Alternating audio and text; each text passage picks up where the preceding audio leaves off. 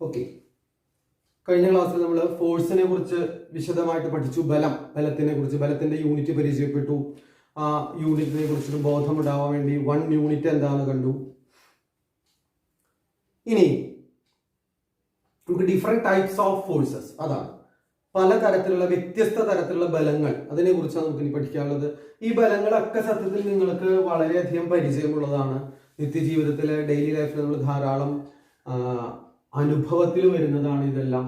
അതിനാൽ തന്നെ വളരെ എളുപ്പമാണ്. പക്ഷെ അത് നമുക്കൊരു നിർവചനമായിട്ട് കൊടുക്കാനോ അല്ലെങ്കിൽ ഏതാണ് ബലം എന്ന് തിരിച്ചറിയാനോ സാധിക്കണം, അത്രയേ ഉള്ളൂ. ആദ്യത്തെ എന്താ? മാഗ്നറ്റിക് ഫോഴ്സ്, കാന്തിക ബലം. നമുക്കറിയാം എന്താ? A magnet has the property of attraction and repulsion. This force applied by magnet is the magnetic force. ഒരു കാന്തത്തിന് എന്ത് ചെയ്യാൻ സാധിക്കും? ആകർഷിക്കാൻ സാധിക്കും, വികർഷിക്കാൻ സാധിക്കും. കാന്തിക വസ്തുക്കളെ, കാന്തത്തിനാൽ ആകർഷിക്കപ്പെടുന്ന മാഗ്നറ്റിക് സബ്സ്റ്റൻസസിനെ അതിനെ ആകർഷിക്കാനോ അല്ലെങ്കിൽ വികർഷിക്കാനോ, അല്ലെങ്കിൽ രണ്ട് കാന്തങ്ങൾക്കിടയിൽ എന്ത് സംഭവിക്കും? ആകർഷണം നടക്കാം അല്ലെങ്കിൽ വികർഷണം നടക്കാം. ആ ഫോഴ്സിന് പറയുന്ന പേരാണെന്ത്? കാന്തിക ബലം അല്ലെങ്കിൽ മാഗ്നറ്റിക് ഫോഴ്സ്. നമുക്കറിയുന്നതാണ്. ഇനി ഗ്രാവിറ്റേഷണൽ ഫോഴ്സ്, ഗുരുത്വാകർഷണ ബലം, ഇതും നമുക്കറിയുന്നതാണ്. നമ്മൾ കേട്ടിട്ടുള്ളതാണ്. ന്യൂട്ടന്റെ തലയിൽ ആപ്പിൾ വീണ കഥയും അങ്ങനെ പലതും കേട്ടിട്ടുള്ളതാണ്. Objects in the universe have an attractive force between them. This attractive force is the gravitational force.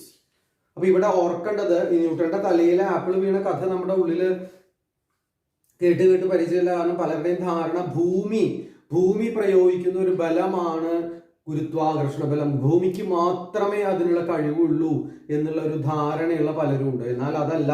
എന്താ അവിടെ ശ്രദ്ധിക്കേണ്ടത്? പ്രധാനമായിട്ടും ഒബ്ജക്ട്സ് ഇൻ ദ യൂണിവേഴ്സ്, പ്രപഞ്ചത്തിലെ എല്ലാ വസ്തുക്കളും have an attractive force between them. അവയ്ക്കിടയിൽ എന്തുണ്ട്? ഒരു പരസ്പരമാണ്. നമ്മൾ ഇനി 9ാം ക്ലാസ്സിൽ വിശദമായിട്ട് പഠിക്കും. ആകർഷണ ബലമുണ്ട്. ആ ആകർഷണ ബലത്തിന് പറയുന്ന പേരാണ് എന്ത്? ഗുരുത്വാകർഷണ ബലം. എല്ലാ വസ്തുക്കൾക്കും ഉണ്ട്, നമുക്കിടയിലുണ്ട്. പക്ഷെ ഈ ആകർഷണ ബലം അനുഭവപ്പെടണം എന്നുള്ളത് വളരെ മാസീവായിട്ടുള്ള ബോഡി ഉണ്ടായിരിക്കണം. അത് കാരണം നമുക്ക് ഡെയിലി ലൈഫിൽ നമുക്ക് അനുഭവപ്പെടുന്ന ആകർഷണ ബലം എന്ന് പറഞ്ഞു കഴിഞ്ഞാൽ ഭൂമിയുടെ ഗുരുത്വാകർഷണ ബലമാണ്. അപ്പോൾ ഓർക്കേണ്ടത്, പ്രപഞ്ചത്തിലെ എല്ലാ വസ്തുക്കൾക്കും എന്തുണ്ട്? ഈ ആകർഷിക്കാനുള്ള കഴിവ് ഉണ്ട്, പരസ്പരമുള്ള ആകർഷണ ബലമുണ്ട്. അടുത്തെന്താ? Mechanical force. മെക്കാനിക്കൽ ഫോഴ്സ് എന്ന് പറഞ്ഞാൽ ചലനവുമായി ബന്ധപ്പെട്ട എല്ലാ ഫോഴ്സുകളും എന്താ? Mechanical force. Force in relation to motion is commonly known as mechanical force. ചലനവുമായി ബന്ധപ്പെട്ട, നമ്മളൊരു വസ്തുവിനെ പിടിച്ച് തള്ളി അതിനെ ചലിപ്പിക്കുകയാണെങ്കിൽ അതൊരു മെക്കാനിക്കൽ ഫോഴ്സ് ആണ് പറയാം. ചലനവുമായി ബന്ധപ്പെട്ട എല്ലാ ബലങ്ങൾക്കും പറയുന്ന പേരാണ് മെക്കാനിക്കൽ ഫോഴ്സ് അല്ലെങ്കിൽ യാന്ത്രിക ബലം. ഇനി ഫ്രിക്ഷണൽ ഫോഴ്സ്, ഫ്രിക്ഷൻ, ഘർഷണ ബലം. ഈ ഘർഷണ ബലം എപ്പോഴാണ്ടാവുക? നമ്മൾ ഈ ചാപ്റ്ററിൽ വിശദമായിട്ട് പഠിക്കാൻ പോകുന്ന ബലമാണ് സത്യത്തിൽ ഫ്രിക്ഷണൽ ഫോഴ്സ്. എന്താ? when an object moves over another object, the force which opposes the relative motion of the object is frictional force. എപ്പോഴും പരസ്പരം തെന്നി നീങ്ങുന്ന സമയത്ത് ഉണ്ടാകുന്ന ബലമാണ് എന്ത്? Frictional force.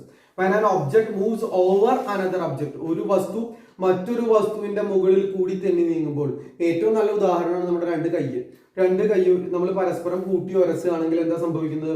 ഒരു കൈയിന്റെ മുകളിൽ കൂടെ മറ്റൊരു കൈ ഉരസി നീങ്ങുകയാണ്. ഈ ഉരസി നീങ്ങുന്ന സമയത്ത് അതിന്റെ ആപേക്ഷിക ചലനത്തിനെ എതിർക്കുന്ന തരത്തില് അവിടെ ആ രണ്ട് പ്രതലങ്ങൾക്കിടയിൽ ഒരു ഫോഴ്സ് അനുഭവപ്പെടും. ആ ഫോഴ്സിന് പറയുന്ന പേരാണെന്ത്? ഫ്രിക്ഷണൽ ഫോഴ്സ് അല്ലെങ്കിൽ ഘർഷണ ബലം. ആ ഫ്രിക്ഷണൽ ഫോഴ്സ് കാരണം കൈ നല്ലോണം നമ്മൾ കൂട്ടി ഉരസി കഴിഞ്ഞാൽ ചൂടാകുന്നത്. ഇനി അത് ഉണ്ടാവാനുള്ള കാരണം എന്താ? ഇത് ഒരു സമതലമല്ല, 100% പ്ലെയിൻ ആയിട്ടുള്ള സർഫസ് അല്ല, കുണ്ടും കുഴികളും ഉണ്ട്. പരസ്പരം സ്വാഭാവികമായിട്ടും നമ്മൾ ഉരಸಿ നീങ്ങുന്ന സമയത്ത് ഈ കുണ്ടും കുഴികൾക്കിടയിൽ ലോക്ക് മാതിരി കുണ്ടും കുഴിയും പ്രവർത്തിക്കും. ഈ കൈയിന്റെ ഈ കുഴിയിൽ ഉയർന്ന ഭാഗം വരുന്ന സമയത്ത് അവിടെ ലോക്ക് മാതിരി പ്രവർത്തിക്കും. അതിനാൽ നമുക്ക് കൂടുതൽ ഫോഴ്സ് അപ്ലൈ ചെയ്യേണ്ടി വരും. അപ്പൊ ഈ ചലനത്തിനെ എതിർക്കുന്ന തരത്തിലാണ് ഈ ഫ്രിക്ഷണൽ ഫോഴ്സ് അനുഭവപ്പെടുക. നമ്മൾ അതിന് വിശദമായിട്ട് പഠിക്കും. when an object moves over another object, the force which opposes, എതിർക്കുന്ന, ആപേക്ഷിക ചലനത്തിനെ എതിർക്കുന്ന തരത്തിൽ, opposes the relative motion of the object is the frictional force. അതാണ് എന്ത്? ഘർഷണ ബലം. ഇനി ടെക്സ്റ്റില് ഇത് പരീക്ഷയ്ക്ക് വളരെ പ്രധാനപ്പെട്ടതാണ്. ഇനി പറയാൻ പോകുന്ന സംഗതി ചോദിക്കാറുണ്ട്.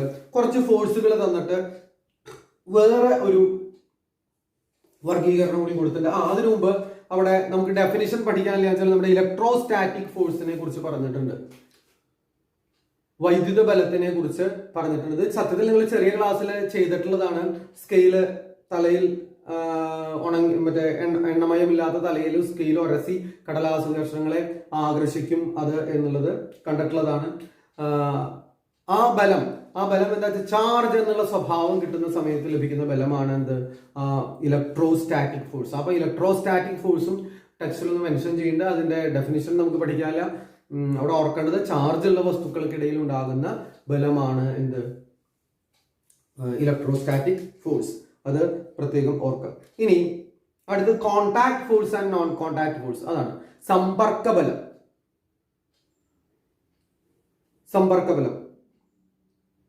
കോണ്ടാക്ട് വരുന്ന സമയത്ത്, നോൺ കോണ്ടാക്ട് സമ്പർക്കം ഇല്ലാതെ തന്നെ അനുഭവപ്പെടുന്ന ബലം. വളരെ എളുപ്പമാണ്.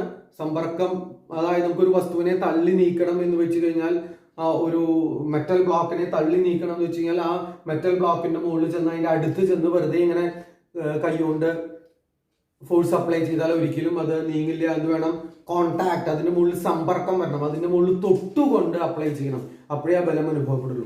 അത്തരത്തിലുള്ള ബലങ്ങളാണ് സമ്പർക്ക ബലങ്ങൾ, കോണ്ടാക്ട് ഫോഴ്സ്. അതിന്റെ എക്സാമ്പിൾസ് ടെക്സ്റ്റിൽ കൊടുത്തിട്ട് നമുക്ക് അതിലേക്ക് ഡിസ്കസ് ചെയ്യാം.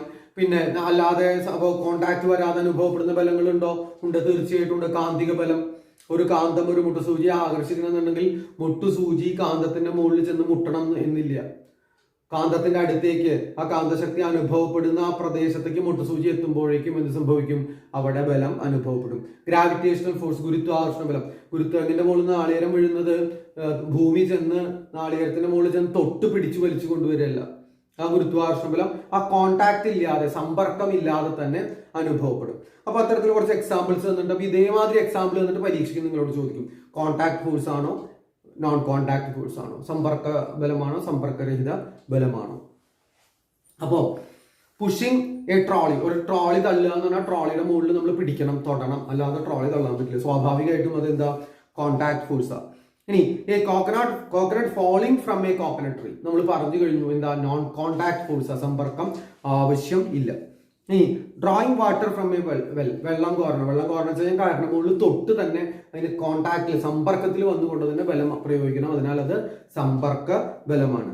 ഇനി a ball coming to rest after being rolled on a level ground, ഒരു നിരപ്പായ തറയിലൂടെ ഉരുണ്ടു പോകുന്ന പന്ത് പതുക്കെ നിൽക്കുക. അവിടെ സത്യത്തിൽ ആ നിരപ്പായ തറയിലൂടെ ഉരുണ്ടു പോകുന്ന പന്ത് നിൽക്കാനുള്ള കാരണം ഘർഷണ ബലമാണ്, തറയുടെ ഘർഷണ ബലമാണ്. എത്ര മിനുസമുള്ളതാണ് തറ എന്ന് പറഞ്ഞാൽ, ടൈലിട്ടതാണെന്ന് പറഞ്ഞാലും അതില് വളരെ ചെറിയ തരത്തില് എന്തുണ്ട്, ഒരു പരിപരുപ്പ് അല്ലെങ്കിൽ ഉയർച്ച താഴ്ചകളുണ്ട്, നമുക്ക് കാണാൻ പറ്റില്ല എന്നുള്ളൂ. അപ്പൊ അതിനാൽ തന്നെ അവിടെ ഘർഷണം അനുഭവപ്പെടും. മിനുസ് ആകും തോറും ഘർഷണം കുറയും. ആ ഘർഷണം കുറയുമ്പോഴാണ് നമ്മൾ വഴുക്കി വീഴുന്നതും തെന്നി വീഴുന്നതും ഒക്കെ. നമ്മൾ ഇനി അതിനെക്കുറിച്ച് വിശദമായിട്ട് പഠിക്കും. അപ്പൊ അവിടെ അവിടെ കോണ്ടാക്ട് ഫോഴ്സ് തന്നെയാണ്, ആ ബോൾ നിൽക്കാനുള്ള കാരണം സമ്പർക്ക ബലം തന്നെയാണ്. ഈ മാഗ്നറ്റ് അട്രാക്ട്, ഒരു സൂചിയെ കാന്തം ആകർഷിക്കുക, നമ്മൾ പറഞ്ഞതാണ് നോൺ കോണ്ടാക്ട് ആണ്, സമ്പർക്കം ആവശ്യമില്ല.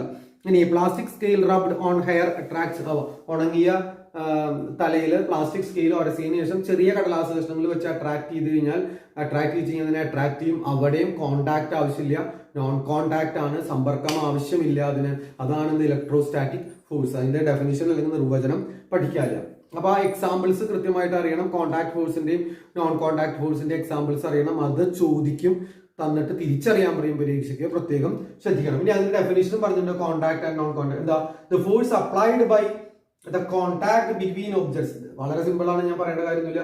എന്താ, സമ്പർക്കത്തിലൂടെ അനുഭവപ്പെടുന്ന ബലമാണ് എന്ത്, സമ്പർക്ക ബലം. ഇനി the force applied on an object without contact, സമ്പർക്കം ആവശ്യമില്ലാതെ തന്നെ അനുഭവപ്പെടുന്ന ബലമാണ് എന്ത്, നോൺ കോണ്ടാക്ട് ഫോഴ്സ്.